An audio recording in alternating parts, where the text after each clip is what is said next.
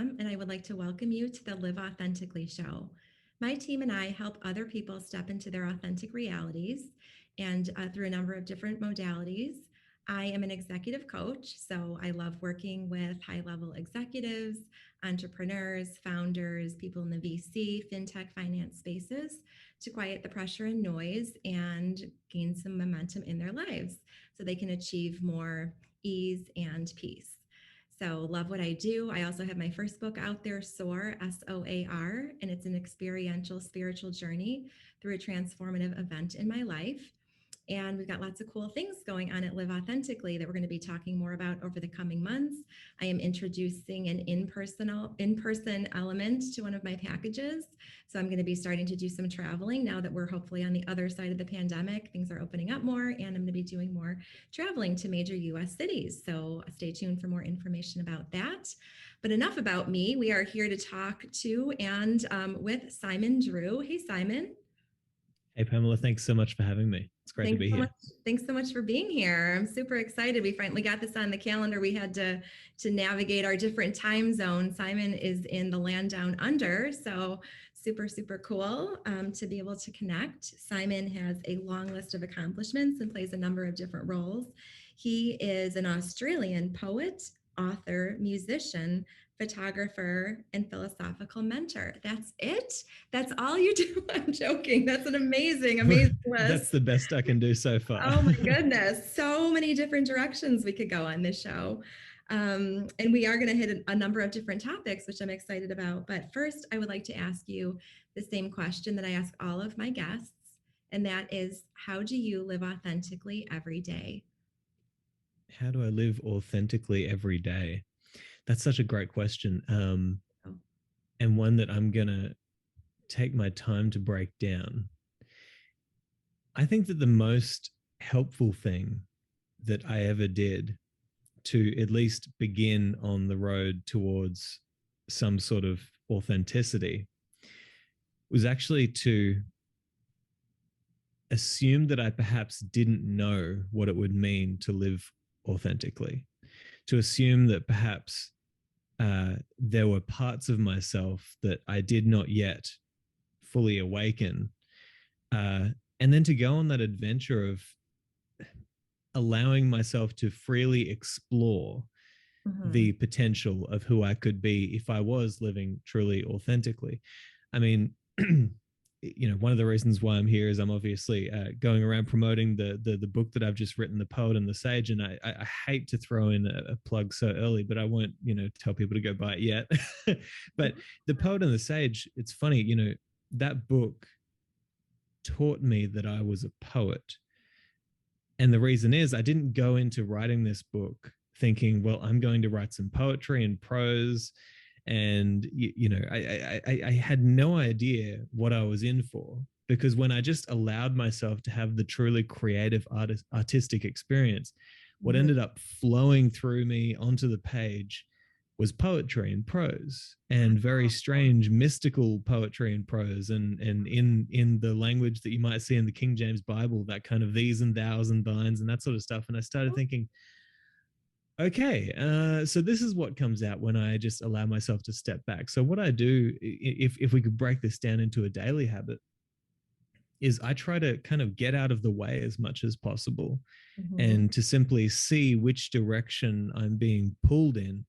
And it's complicated. There's so much more than that, but I'm gonna leave it at that. I'm gonna leave it at that for now. I love that you said that, and I can tell that you're so open, because I feel like you plucked that thought like literally right out of my head. Because what I was going to ask you specifically was, prior to that moment, prior to that process where you just showed up and allowed all of this content to flow through you, was there any way in which you were getting in your own way? And I love that you use that own phrase, because that's often the case, right? That's often the case, is we're the barrier between, where we are and what we truly want.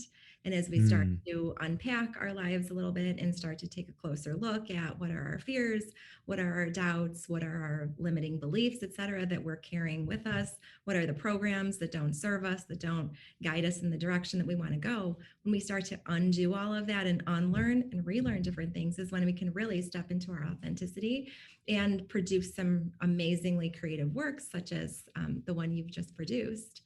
So, what did you learn about yourself most during that process?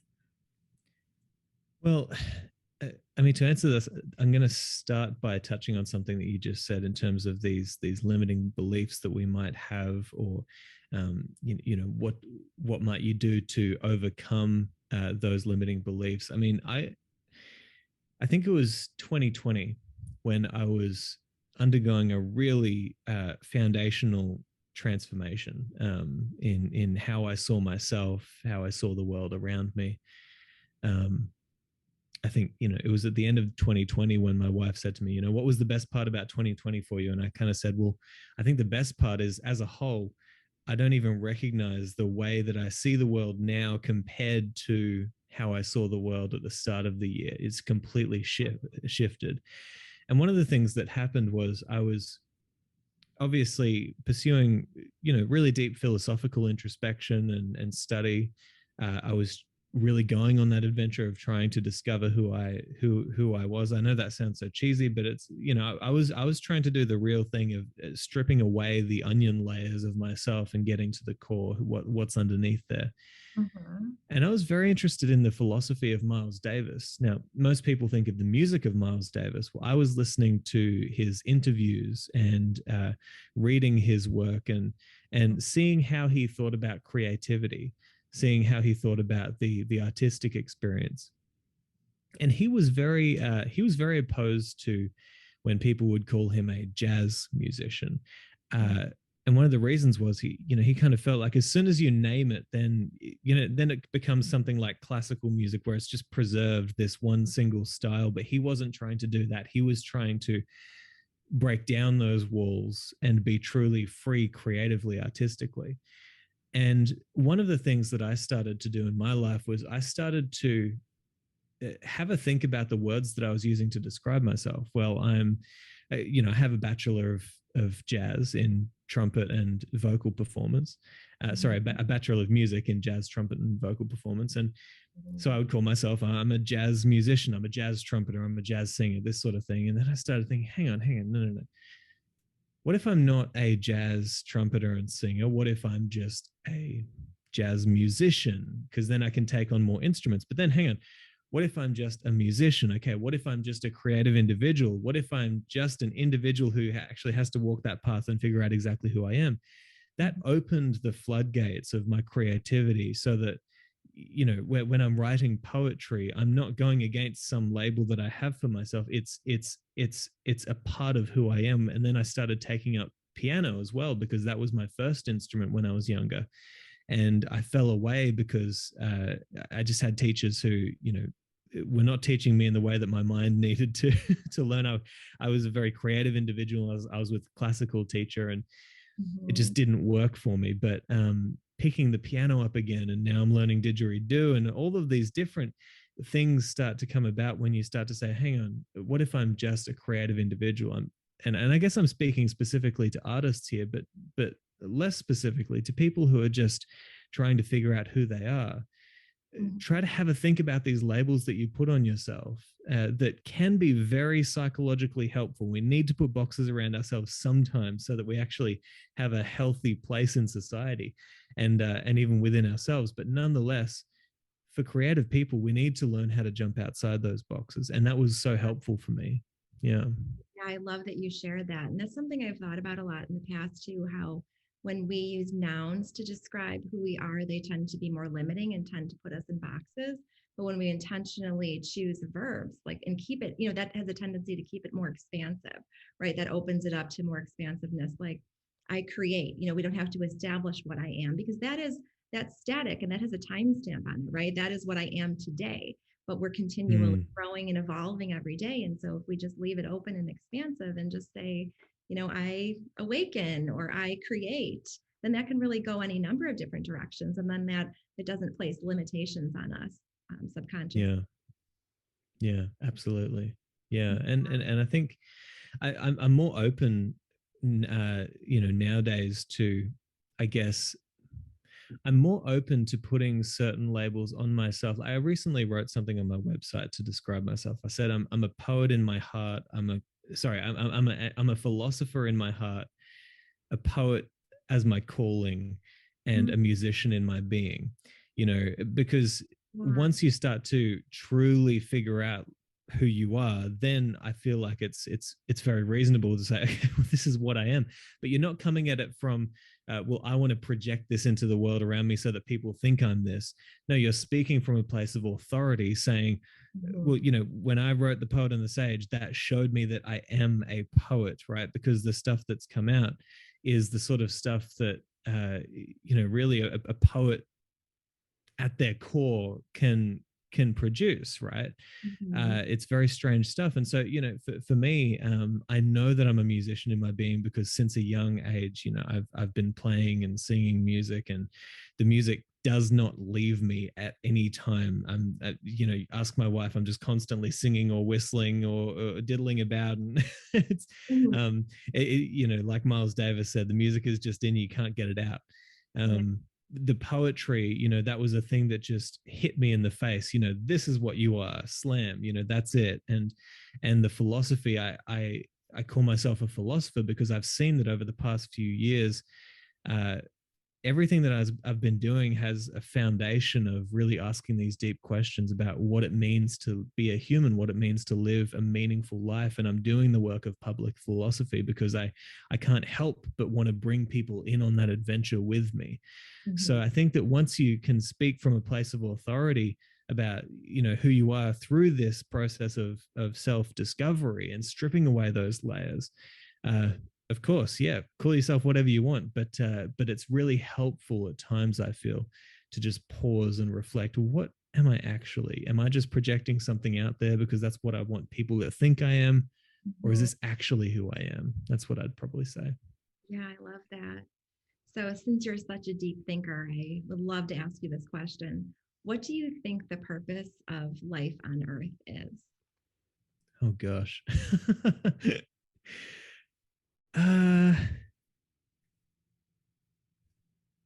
well, I guess here's how I'm going to answer that to start with. I'm trying to figure that out myself, and trying to bring people along with me on that adventure because it is such a profound adventure.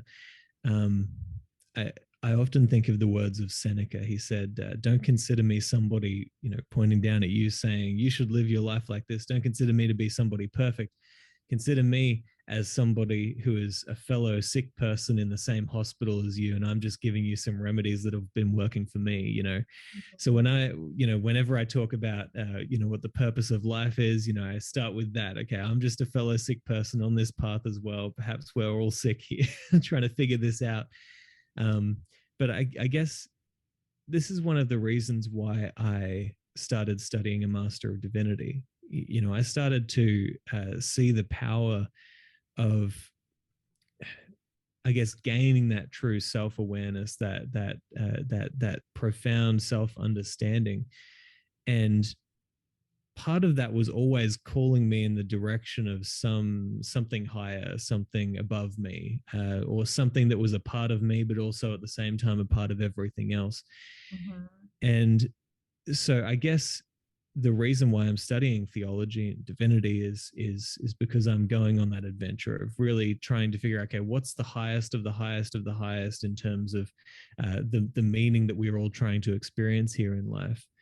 Mhm. Uh, there are a few answers that I could give that are pretty generic, such as, service, service of other fellow human beings. One of the things that uh, we often find in the Stoic philosophy, which is something that I'm very much embedded in, is this idea that if you just look around you, you'll recognize that we as humans are social creatures. Look at how we congregate together. Look at how we always want to be around each other. The outliers really are the people who might not want to be around humans as much. But if you just look at us as a whole, we are social beings, and so there's something about our need to to truly be around human beings and in service of human beings. But I guess the answer that I might give that is the closest to one that I can understand at this point in time actually does come from Stoicism. And it's this idea that the end goal of life is to live in agreement with nature. Now, that's nature, capital N, as in the whole. And the way that you might think about that is there's two parts to that, as far as I can tell. There is your individual nature as a human being. Now, you have particular gifts and talents and strengths and things that really only you can contribute to the world around you. Mm-hmm. And the Stoics would teach that, if you will carefully discern your own unique gifts and talents, if you will carefully discern your roles to the people in your life and to your communities, and if you will expand your influence by starting by strengthening yourself, then moving to your family, then to your community, then to your culture, we can, in many ways, inhabit larger and larger and larger spaces through our own philosophical progress, the perfection of our character, the perfection of our souls. And I like the way that Sharon LaBelle put it, one of my mentors. She said that we need to learn how to sit in our seat in the theater of life. And so the idea of Stoicism is essentially, if you will learn how to sit in your seat in the theater of life, there's a place for you within this well-ordered cosmos.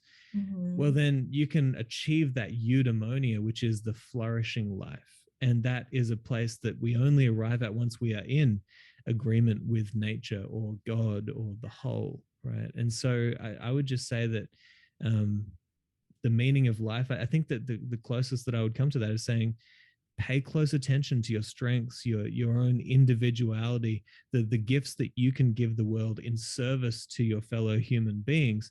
And if you will truly serve out of love, and if you will truly give the best from your own storehouse to the world, then I don't think it gets much better than that.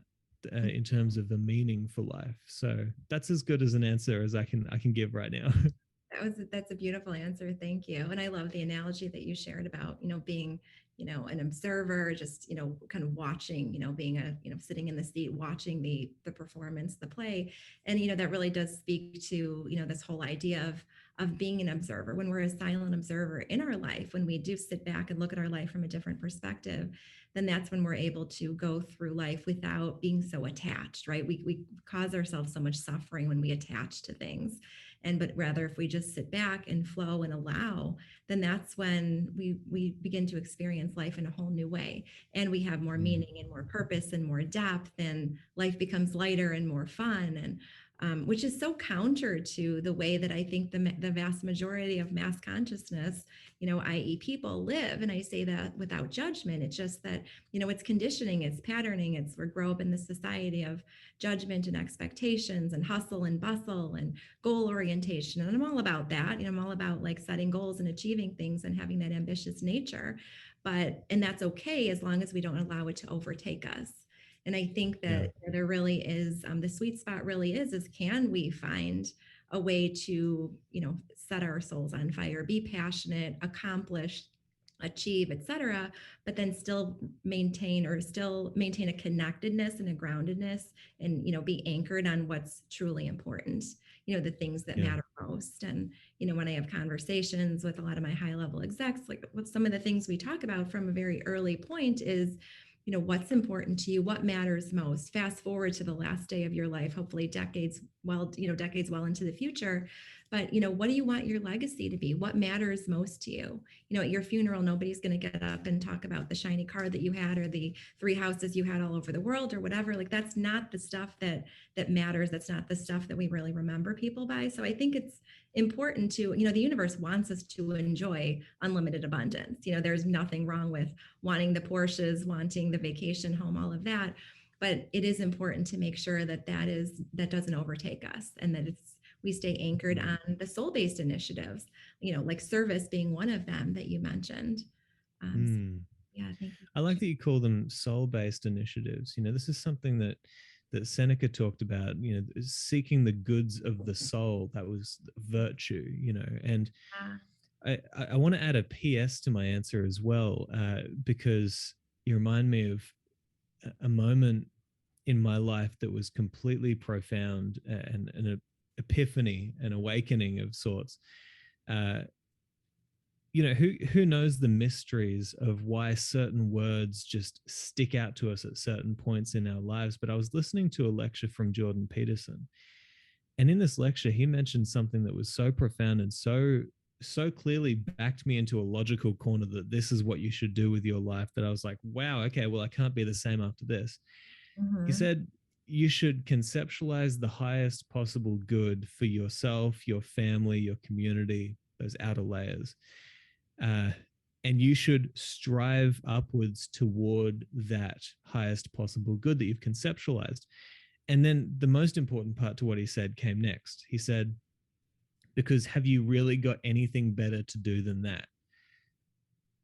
And I thought, okay, Yeah, that, got me. that makes sense. I'm on board with that, because Mhm. that is completely logically. Is Yeah. there anything better that we can do than to sit down and conceptualize the highest possible good? And here's the thing: start by recognizing that maybe you don't even know what it would mean to strive towards the highest possible good. Okay, great. Mhm. Well, what do I have to do? Okay, well, I should probably think about my own physical and mental health, and the physical and mental health of my family, and the spiritual health of my family, and all, you know, there's so many elements to this, which is why whenever I take on a philosophical mentoring client, the first thing that I do for them is I get them to sit down and say, okay, in your family, in your community contribution, in your other relationships, in your health and fitness, in your career, in all of these areas of your life, in your religion and spirituality, how do you want to live your life in those areas of your life? Just, it doesn't have to be perfect. It doesn't have to be finished. It just has to be you sitting down and actually considering, who would I like to be in this area of my life? And if you can Mhm. work your way towards creating some sort of harmony in your life where all of those pieces are coming together in that puzzle and working beautifully with each other, I mean, there's nothing better that we could strive towards than that. And so there's something about that idea of aiming at the good. Perhaps that's the purpose of life, and Mhm. perhaps we start by recognizing we may not even know what that means. So Love yeah. that. But when we start with that question, then that right there prompts the shift already, even just asking that question toward the more soul-based initiatives or Yes. soul-based virtues.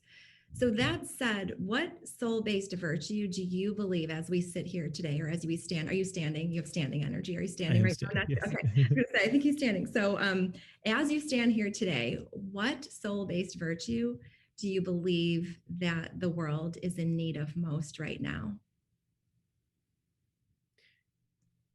My answer is extremely clearly coming to me, but I wanted to give a pause just in case something else. But I can't think of anything that we're in more need of right now than wisdom. And I think that wisdom is something that, uh, like I asked one of my community groups yesterday, when was the last time you heard any politician say the word wisdom? When was the last time you heard any politician, or company leader or anything, any people in leadership positions using the term wisdom or virtue? Mm-hmm. Um, to me, especially moral wisdom in the world that we're living in today, we're going through so many challenges. We're going through so many twists and turns, and I don't think we've even seen the half of what is about to hit us in terms of the next few years, the challenges that the world is going to see. And I always go back to something that Carl Jung talked about, because he believed that, well, it's not a belief. He observed and told us that what's happening in our cultures is that we are getting more and more and more technologically advanced. Mm-hmm. And as we increase our technological sophistication, we need to match that sophistication with an equally sophisticated amount of moral wisdom. Because if Mm-hmm. we can't do that, then the technological advancements are going to turn around and bite us back. And we're not going to know how to use them properly. And we are going to wander off a cliff.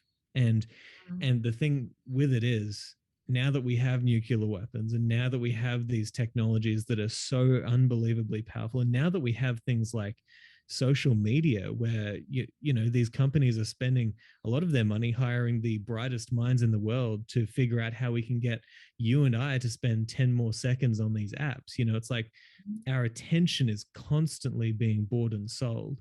Yeah. And we're living in a world where we need to make moral decisions in every single moment of our lives. So I think if there's one virtue, it's we need moral wisdom, and a lot more of it in these current times. Otherwise, literally the fate of humanity rests on us gaining more moral wisdom, I would say. I love that. And I wholeheartedly agree. I actually have to show you this, but I couldn't make this up. So this is my, I don't know if you can see that or not. There's a little bit of a glare. But anyways, it's a chakra spray and it's for chakra 7. And it says, I don't know if you can see that, feel wisdom. And so okay, cool. this is actually, I literally spray this as I start my day and like throughout my day, because I do ask the universe to impart universal wisdom through me, for the benefit of my clients and the greater good, humanity, etc. So I would agree with that. And I really do feel it. Like I feel it it's just coursing a different energy through my body. And I do agree with you that that's what I believe society needs most right now. And just as a practice, I mean, it's beautiful that you take the time to even just consider that each day. Like, how might I have a bit more wisdom? Like it's necessary. Yeah, it's very necessary. Yeah, I feel like, I'm in it's truly an honor to be able to do what I do, and that the universe has put me in this time and place and aligns me with other amazing souls. And so I really do, incorporate the practices so that I can optimize the messaging that really comes through me. I mean, I view myself as just a conduit. I don't sit, here at all, pious as like the coach. I'm just a catalyst, I'm an awakener, and I've had many awakeners on my journey. And so I do try to enhance that in every single aspect of my life. And just by the way, I was going to say, just so I don't hedge, like I don't have all like different chakra sprays all lined up here. You put that one, hold on, I got number 2 here. So that was totally a moment brought to you guys by the universe. See, this is how it works when you guys commit to growth, open mind and open heart. The universe just like you're just in the flow. So love that. So let's see, I'm just glanced up at the clock. I know I promised you about a half hour, so we have just a couple minutes to wrap up here. What else do I want to ask you? Let's see. Okay, a couple more questions if you're okay on time. Are you okay on time? I'm totally okay on time. Yeah. Okay, cool. I'm just having like way too much fun. This is like yeah, me too. Let's go. Yeah. So since we're talking philosophy and quotes and all of that, so there's a quote by Socrates that says, "The unexamined life is not worth living." And I'd love to hear your reflections on that. Sure. The unexamined life. The philosophical path should carry us to a place where we are aware and awake more often than not. You mentioned that part of your path is trying to help people to, and I'll paraphrase here, but to move out of that sleepfulness, that drifting in their lives, and to awaken more often.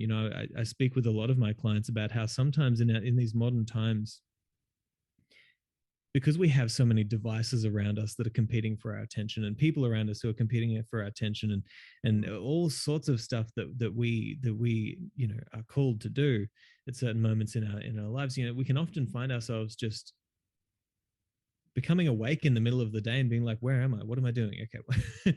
Why am I here in front of the fridge? Okay. Why am I here on Facebook? Like seriously, you just fall asleep and then you kind of, mm-hmm. And with philosophy, we should be seeking that kind of wakefulness more often, so that we know where we are, we know who we are, we know what we're doing, we know why we're doing it, Mm-hmm. And at the same time, one of the most helpful things that I ever did that taught me how to actually live an examined life was another thing that I got from Jordan Peterson, which was, I'll give you two things that I took here. There's one thing from Jordan Peterson. There's one from Sharon LaBelle, who is a beautiful person who I'm going to say you have to have her on the show, because if you enjoy talking with me, you will enjoy talking with her tenfold, because she's the wisest individual I've ever met in my life. And I'm honored to have her as a mentor. But so Peterson, he says, watch yourself as if you don't know who you are, right? And see, what are you pulled towards? What are your motivations? What What are the habits that you're watching yourself do these habits and you're thinking, oh, this is definitely not leading in a good direction? Or what are the things that you're doing that clearly awaken you and perhaps allow you to live in those moments where time just flies by. I Mhm. started doing that. One of the things that I learned when I actually did that exercise was I started to see, well, I've got this piano in my room and I really love playing it. And sometimes I'll just be stuck in the mundanity of the day. Is that a word? Mundanity? I think Sure, it is. you can totally make up kind of play. And The license to do we'll go with it. that. But I would be stuck in just the mundane business of the day and just doing my emails and got to do this, I got to do this. But when I wanted to play piano, I would justify not playing piano by saying, well, that's just a hobby thing on the side. I'll do that later. But what I noticed is when I just watched myself, I could sit at the piano and play piano for 6 hours and Mhm. not get tired and Mhm. still be fully there, fully awake. Yeah. After a year of having a piano in my room, I noticed that I had practiced piano more in a year than I'd practiced trumpet or singing in my entire life. And I have a degree in those. Okay. And so when I stood back and just said, well, who am I if I just watch myself as if I don't know who I am? Yeah. That's examination, right? Mhm. You're watching yourself like a snake, no judgment, nothing, just eyes wide open, just watching things for what they are and seeing what happens. And you'll get some serious self-examination, so self-knowledge there. But then what you should do is you should do what Sharon says. And she gave me this principle from Edward de Bono, I believe it is the originator. But she says Poe. Now, Poe is a word that Edward de Bono made up that Sharon taught me. It basically means not yes, not no, just sit with something, sit with an idea, let it seep in. So Mhm. examine your life, see what's going on, see what you're pulled towards, see where your energies flow, see where you find moments where you lose track of time, those deep, meaningful moments, whether it's with family or doing a pastime or, even in your career. But then sit with those thoughts, think about what it means. Don't just immediately jump to I should do this or I should do this, I should do this. No, just Mhm. sit with it. I think that is so helpful for the examined life, because too often we put judgments on things so quickly. But if we can stand back a little bit and just watch things as they are and not judge them immediately, I think that is so helpful for the examined life. But nonetheless, that's my big ramble. You'll find I go off on rants and tangents very quickly. I love it. No, I love that. And, we're just listening to you talk about that. When you do that and you pause and, you create this new word and this new idea and this new practice, you really are intentionally creating this space for inspiration, right? To operate from a place Yes. of inspiration rather than, you mentioned the word should, rather than a place of obligation. An obligation comes in when we feel like we should be doing something. Oh, well, I have a degree in this, I should be doing that. Or, that's where we find resistance. That's where we find, struggles, et cetera. But if we just relax and just allow ourselves to operate from that place of inspiration, that's how I intentionally design a lot of my day. I have to have some structure.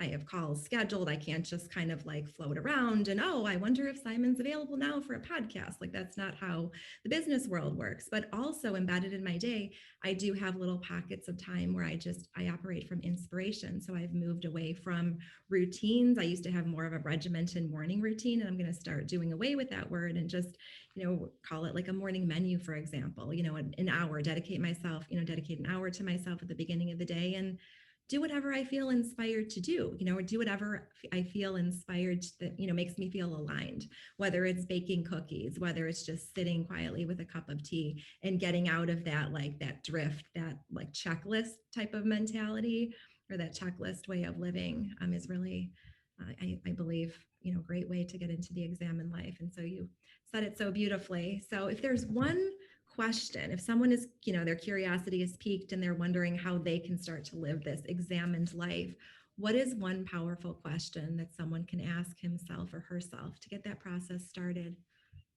Hmm. I'm going to go back to something that seems to be a theme that I'm bringing into this conversation, which is just start by asking the question, what would it actually mean for me to pursue the highest good? Do Mhm. I actually know what that would mean? and I'm going to go off on a very quick tangent here as well, because there's there's a verse in the Bible that I find so inspiring that uh, really just makes me realize, do I actually understand what it even means to seek wisdom? The verse is in John, I believe. It goes like this. It goes, "If any of you lack wisdom, let him ask of God, who giveth to all men liberally and upbraideth not.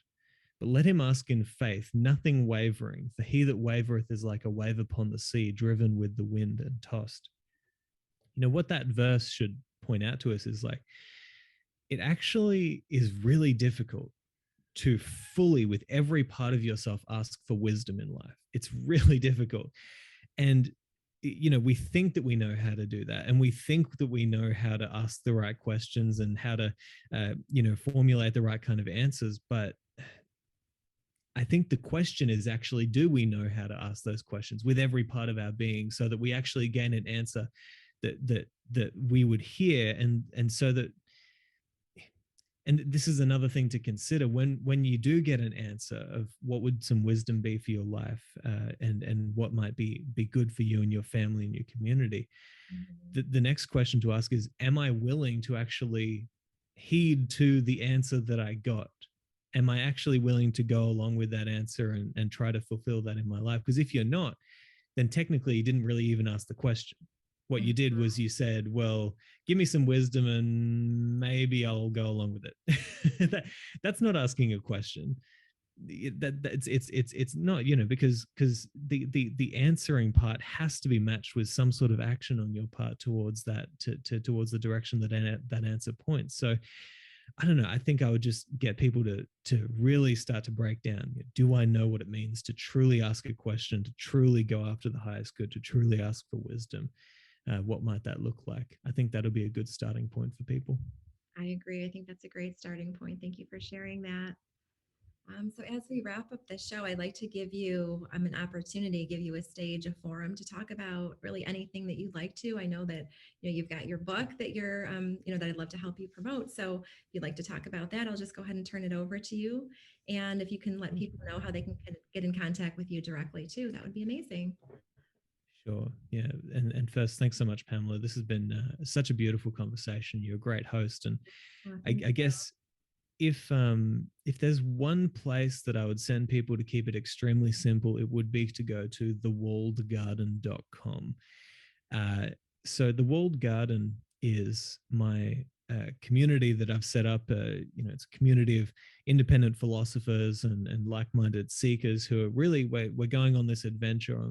You'll see on the tagline on the website, it says, seek truth, love wisdom, cultivate virtue, imitate the divine. That's kind of the core foundation of what we're all trying to do there. But what people will find there, they'll find the podcast, the Walled Garden podcast. They'll find information about my co-founders, Sharon LaBelle and Kai Whiting, two brilliant thinkers and philosophers. And they can purchase The Poet and the Sage there if they go to the store link. So they can find the book there as well, which I highly recommend for anybody who's interested in some poetic wisdom. I'm really trying to participate in an ancient tradition here, an age-old tradition here, and it's not going to be your typical personal development book, but nonetheless holds the seeds of personal transformation within it. So people can go to thewalledgarden.com. They'll find everything there, and I'll just let people go on that adventure, I guess. Amazing. I love that. I love that. I love your whole idea of the concept of the garden and how you talked about like planting the seeds for transformation. And, and I believe that those heart awakening catalysts, those events that, really prompt our soul to want to transform can come in many forms. They can come in the way of a conversation or a compliment or a comment from a perfect stranger, in the form of music, in the form of poetry. And, you never know what it was. Sometimes it just takes a few simple words, a phrase, a clause, a sentence to really spark that flame that's within all of us. So I so Yeah. appreciate you sharing that. I am so grateful that you were here today. And it's really been a pleasure. So I look forward to staying in contact. Would love to check out your website, your community, your book, etc. And yeah, I'm just really appreciative. So thank you again. Thanks, Pamela. Yeah, it's been beautiful. It really has. Thank you. And thank you to all of our viewers and listeners. I so appreciate you. And I'm grateful that you've carved time out of your day to be here with Simon to listen to all of the wisdom that he has had to share with us today. Thanks everyone, and have a great day. Bye.